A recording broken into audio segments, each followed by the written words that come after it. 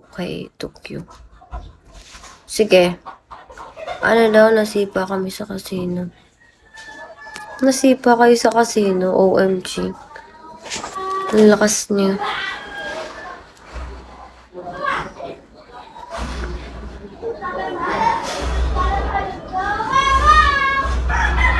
Thanksgiving nga pala dyan, no? Pinalabas kami.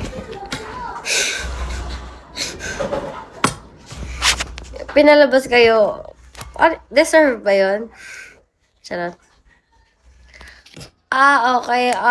Paano yun, Q? Ay, Q. Blank. Ano daw sabi niya? Wait, 1.2 kay Q. Sige. Susunod ako sa'yo. Sticker, 1.2. Text sticker, no? Eto, dito. 1.2. Hindi. 1.8 baliw. Ay, 1. Nga.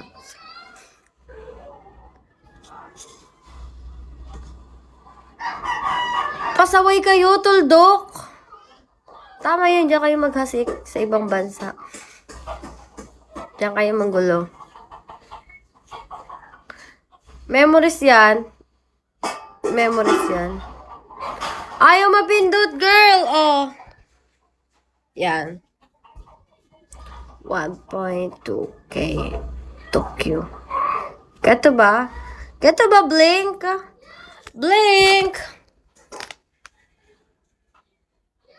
Ano ba talaga? 1,165. Yan. Gusto niyo ba talaga? Tuldok, gusto mo talaga exact no? So, paano yan? Oh, putang ina. Feeling ko matulog ka na, Tuldok. Kasi kung aanuhin natin, ay, mayat maya ako papalitan niya, 1,164, 1,160. Huh? Okay ka lang. Hi, signing off. O, tulad yan, ilan na lang yun, Tuldok. May nagsend ang piso. Pambira. Tapos ka na ba kumain? Hindi pa, te.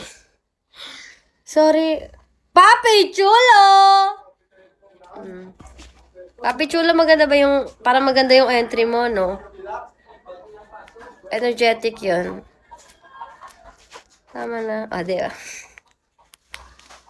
Kaya na, wait lang, sakit ng tiyan ko.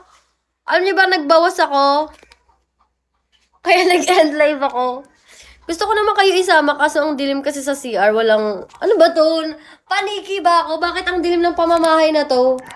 May dumaan, sabi daw, brownout ba? Signing off, tapos na nga, di ba? Papi Chulo! Tama ka na nga. Tama ka na, Yuni.